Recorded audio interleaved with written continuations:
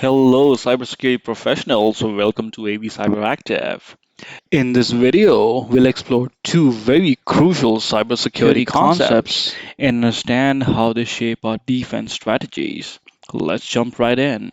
First, let's dive into zero day. So the textbook definition of zero-day exploit says that zero-day, or also known as the O-day or zero-day exploit, is a cyber attack targeting a software vulnerability which is unknown to the software vendor or to the antivirus vendor. Now that's the textbook definition, but I'll try to explain it in a timeline, okay? So imagine there's a straight line and this is our timeline. Now, of course, the first we got an attacker who spots the software vulnerability before any of the parties interested in mitigating it, and then quickly creates an exploit, then uses the exploit for an attack. Now, such attacks are highly likely to be successful. Why? Because obviously the defenses are not in place. This makes zero-day attacks very severe security threat. Now, next in timeline is the fact that now the vendor or the developer just learned about the zero day, and now they have quote unquote 0 days to fix that vulnerability. Now, a zero-day attack takes place when the hacker actually exploits the flaw before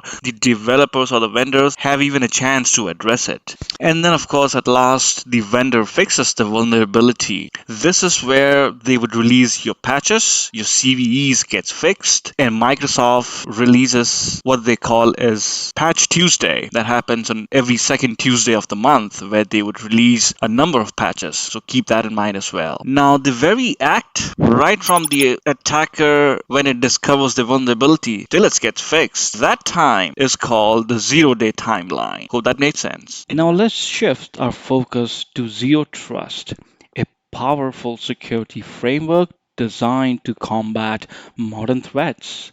Traditional networks were designed to only authenticate the machine, and then it allowed the system or the user to access the resources. This was found to be very vulnerable, as writing exploits to bypass basic authentication became increasingly simple.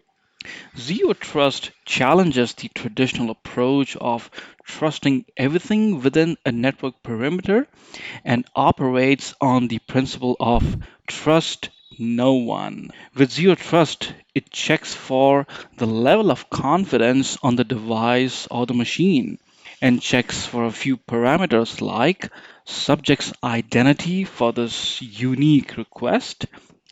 Is the access to the resource allowable given the level of confidence in subject's identity? Does the device used for the request have proper security posture implemented? Are there any other security factors that should be considered that change the level of confidence, like time, location of the subject, or subject security posture? The subject here is the user. For example, in this diagram, we have two zones, trusted and untrusted. A machine from an untrusted zone passes through the policy decision or the enforcement engine point, and post multiple parameter verification and validation, it's allowed in the trusted zone.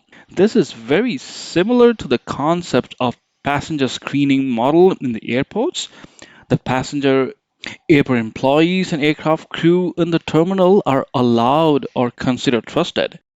Now that we have good understanding between zero trust and a zero day, let's try to differentiate between them. Beginning with the definition, a security model that assumes no trust by default and requires strict authentication and authorization for all its access. That's zero trust.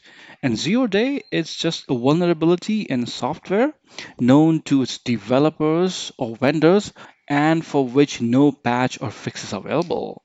In case of a zero trust, the approach is the perimeter based security model approach. In case of a zero day, it's a vulnerability based security model approach. Key concept: in zero trust, the trust is not granted based on network location or user's identity. It's based on several other parameters.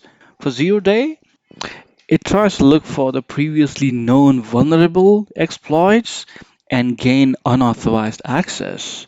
The goal of zero trust is to minimize the potential attack surface and reduce lateral movement within the network of bad actors. In case of a zero day, it's an exploit software vulnerabilities before they are discovered and patched.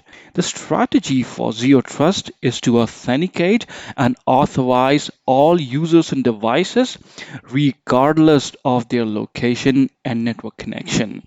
In case of a zero day, it's just an exploit in the software vulnerability before it can be patched. Zero trust protection includes segmentation, microsegmentation, identity verification, MFA or your multi-factor authentication, or continuous monitoring. So there are various parameters it checks before it allows a device to access any resources. In case of a zero day, it's just a regular security updates, patch management processes, your intrusion detection systems, and network monitoring devices are being used so that they are patched and kept up to date. Now, this was just a brief explanation of the difference between zero day and zero trust. Leave some links down below so you can refer more and learn more about the subject. I'll also leave my email address below in case you are in need of any cybersecurity consultation or any trainings. And I thank you so much today for watching our video on zero day versus zero trust. We hope you find this information valuable and insights to cybersecurity concepts.